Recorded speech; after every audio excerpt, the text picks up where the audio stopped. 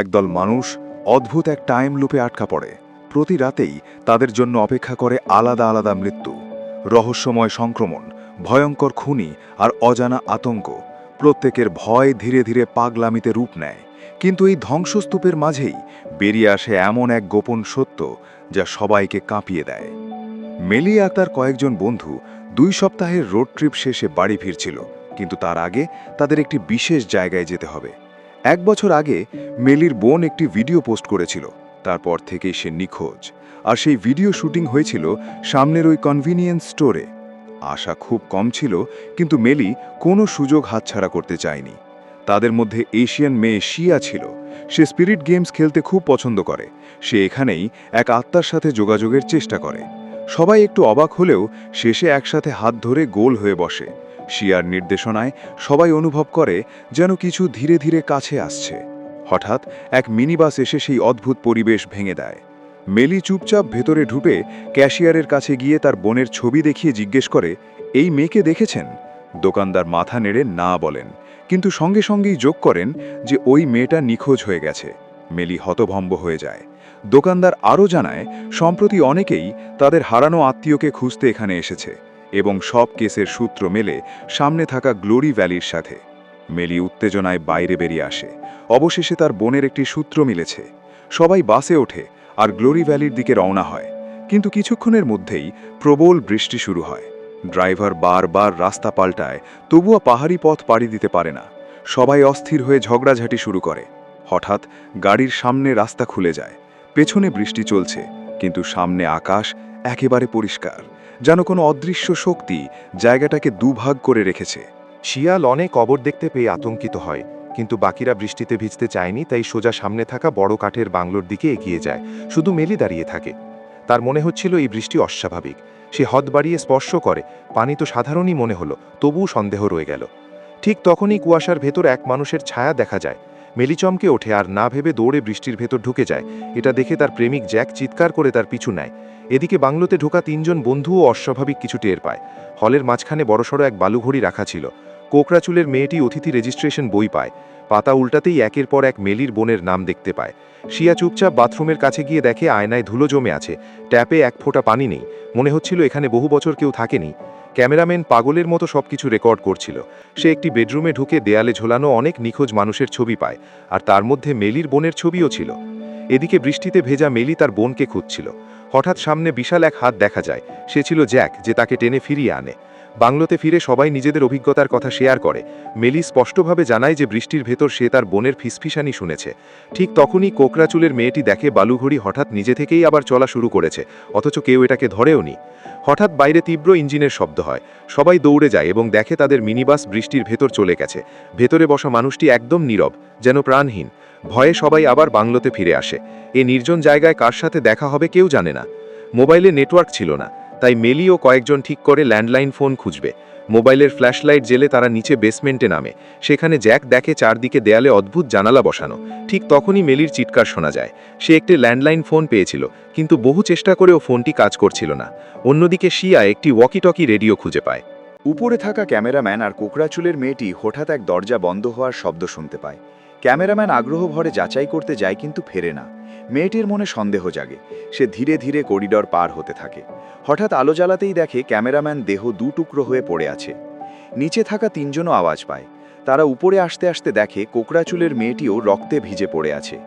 Jack সবাইকে সতর্ক করে একজন মুখোশ পরা খুনি বাড়ির ভেতরে ঢুকে পড়েছে। 3 জন সঙ্গে সঙ্গে লুকিয়ে পড়ে। পায়ের আওয়াজ কাছে আসতেই জ্যাক একটি স্টুল তুলে জোরে ছুঁড়ে মারে, কিন্তু মুখোশধারী খুনি যেন কিছুই অনুভব করল না। উল্টে সে জ্যাককে ছুরি মেরে ফেলে দেয়। জ্যাক সেখানেই মারা যায়। আলমারিতে লুকিয়ে থাকা শিয়া ভয়ে কাঁপছিল। তার চোখের সামনে মুখোশধারী খুনি ধীরে ধীরে দরজার কাছে এসে দাঁড়ালো। ওদিকে মেলি দরজার পিছনে লুকিয়েছিল। সে সাহস জোগাড় করে টেবিলে রাখা ছুরি হাতে নেয় এবং দৌড়ে যায়, কিন্তু মুখোশওয়ালা খুনি কোনো ব্যথাই টের পেল না। মেলি বুঝে গেল এর সাথে তার পেরে ওঠা সম্ভব নয়। তাই সে দৌড়ে ঘর থেকে বেরিয়ে পড়ে এবং না বুঝেই জঙ্গলের দিকে ছুটতে থাকে। কুয়াশার ভেতর সে পরিচিত এক ছায়া দেখতে পায়, কিন্তু কিছু বুঝে ওঠার আগেই তার পেটে ছুরি ঢুকে যায় এবং মৃত্যু হয়। হঠাৎ বালুঘড়ি আবার ঘুরতে শুরু করলো, আর সবাই ফিরে গেল সেই মুহূর্তে যখন তারা প্রথমবার বাংলোর ভেতরে ঢুকেছিল। তবে এবার তাদের সব মনে ছিল।